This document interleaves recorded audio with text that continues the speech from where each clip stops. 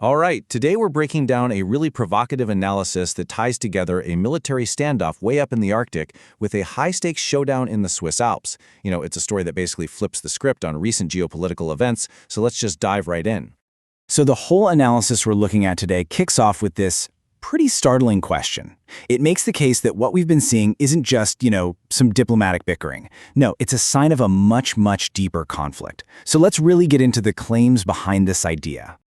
Okay, so here's how we're going to break this down. First, we'll look at this supposed suicide mission in Greenland.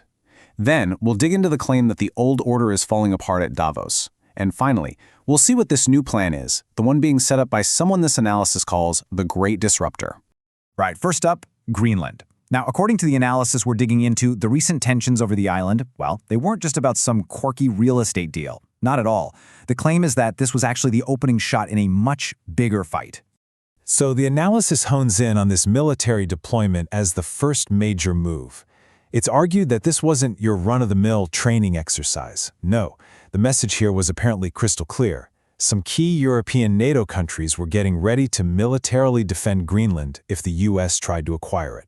And then you get this quote, which the analysis paints as a really pivotal moment. And the argument is that when Canada pledged full NATO Article 5 support for Denmark, what they were really doing was threatening another NATO member, the United States, over Greenland. I mean, that's an incredibly serious claim, right? One NATO ally threatening another. And this really gets to the heart of the argument. You see, the analysis sets up a big contrast. On one hand, you've got the mainstream media, which it says painted Trump as this gunboat imperialist. But on the other hand, this source claims that's not what was happening at all. It says Europe's actions weren't a show of strength, but actually a desperate move by a global order that feels its power just slipping away. Okay, so in response to that military move, this analysis says President Trump didn't wait around. He apparently hit back with immediate economic retaliation. Step one was a 10% tariff slapped on exports from the 8 European nations that were involved. And step two? A threat to jack those tariffs up to 25% if a deal wasn't made by July 1st.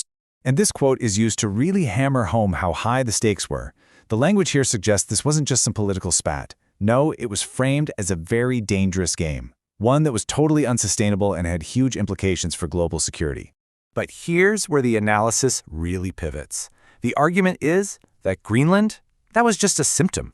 The real disease, the real battleground, it claims, wasn't in the Arctic at all. It was at the World Economic Forum in Davos. So the picture painted of Davos here is, well, it's not one of friendly negotiation. It's one of total domination. The story goes that President Trump showed up with this massive, unheard-of 300-person delegation, and their purpose wasn't to chat and network. No, it was, in the words of this analysis, to dictate the terms of surrender to the global elite. And to back up this claim of a major power shift, the analysis actually points to mainstream sources like Reuters. It highlights this quote as proof that even the traditional media could see what was happening, that the world's elite were literally bending to Donald Trump's will. So to really get why Davos is so important here, the analysis lays out this historical timeline.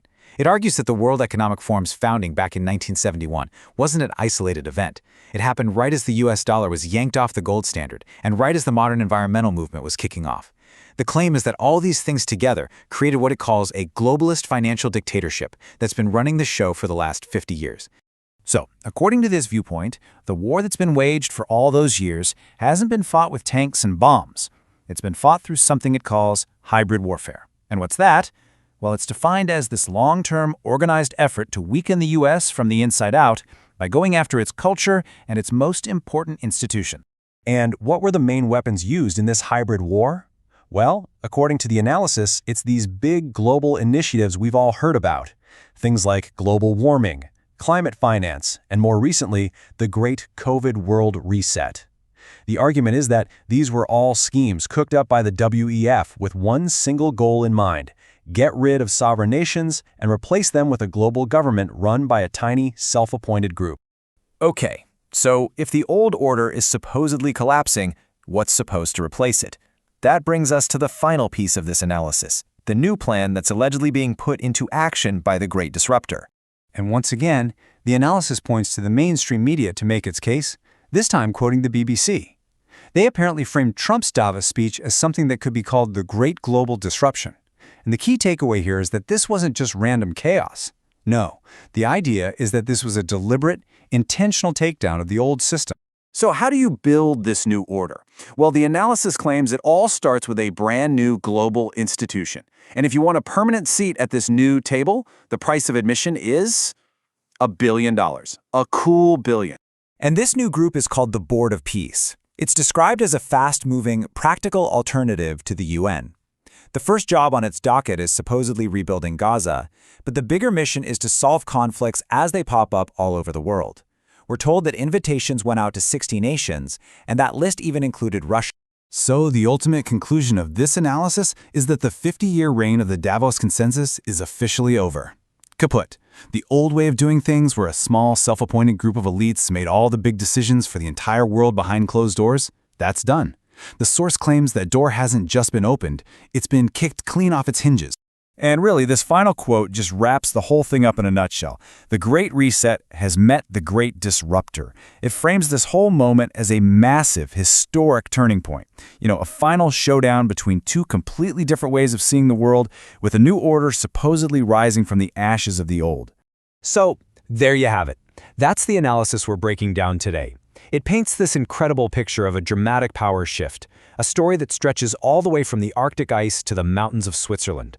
And the big question it leaves us with is this: are we seeing the start of a new era of peace between sovereign nations, or is this just the blueprint for a whole new set of global conflicts?